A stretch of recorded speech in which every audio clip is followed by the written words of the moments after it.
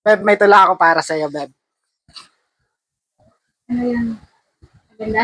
Oo, maganda to. Pakinggan mo.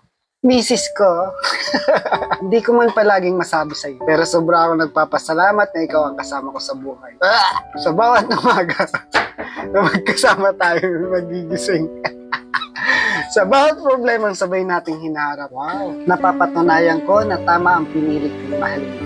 Hindi man madali ang buhay. May mga araw na pagod tayo, may mga araw na tahimik lang, pero sa gitna ng lahat ng iyon, ikaw pa rin ang paborito kong pahinga.